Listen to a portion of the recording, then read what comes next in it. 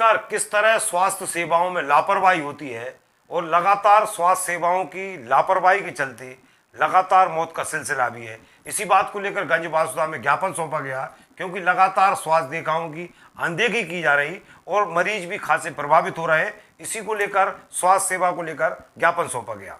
आज आपने एसडीएम साहब को ज्ञापन दिया, तो किन मांगों को लेकर ज्ञापन दिया उसके बारे में? पिछले दिनों मामला प्रकाश में आया था कि है ना डायल 108 को कॉल करने के बाद भी एम्बुलेंस है ना समय पर नहीं पहुंच रही थी या आ ही नहीं रही थी। तो इस संबंध में हमने आईजीएम महोदय को ज्ञापन दिया है ताकि है ना मामले पर संज्ञान लिया जा सके और है ना उस पर सख्त कार्रवाई की जा सके। तो क्या आश्वासन दिया उन्होंने?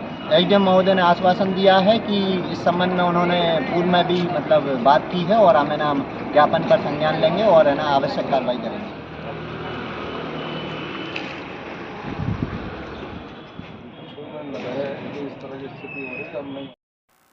पुण्यदायिनी बेतवा, जिसको विदिशा में जीवनदायिनी भी कहा जाता है, लाइफ लाइन भी कहा जाता है, बेतवा नदी की किस तरह दुर्दशा हो रही है। नवागत कलेक्टर ने भी इस पर चिंता जाहिर करते हुए जन आंदोलन की बात की और इस पर संज्ञान भी लिया। इसी को लेकर ज्ञापन भी सौंपा गया कि किस तरह पुण्यदायिनी बेतवा को बचाया जा सके।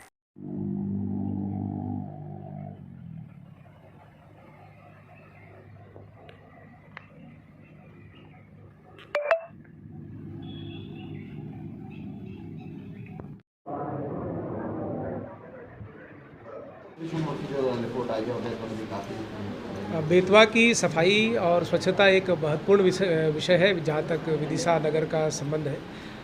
मुझे एक जानकारी में लाया गया है कि इसके संबंध में पूर्व में प्रदूषण नियंत्रण बोर्ड में एक कंप्लेंट दर्ज की गई थी। उसका एक प्रतिवेदन मुझे प्राप्त हुआ है। मैं उसका परीक्षण करता हूँ कि उसमें क्या आउटकम्स है और उसके बाद में उसके जो भी रेगुलेटरी काम हो सकते हैं वो किए जाएंगे और बेतवा की साफ़ सफाई को लेकर के अगर कोई जन आंदोलन खड़ा किया जा सकता है, लोगों के सहयोग से कोई बेहतर काम किया जा सकता है, तो उस दिशा में भी निश्चित रूप से काम करेंगे।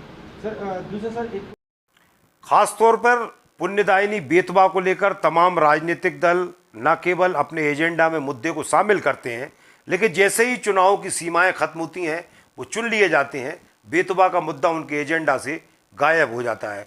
जरूरत इस बात की है कि पुण्यदायिनी बेतवा जो विदिशा की जीवनदायिनी है, विदिशा के आसपास उत्तर प्रदेश के हमीरपुर तक बेतवा नदी जाती है।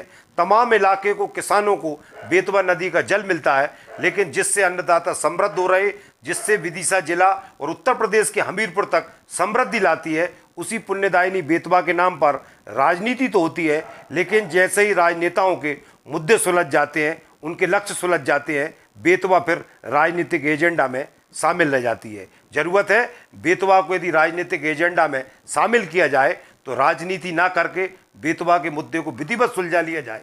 बेतवा हमारी जीवनदायिनी भी है, पुण्यदायिनी भी है और जिससे समृद्धि होती है उसी की अनदेखी ठीक नहीं। नमस्कार।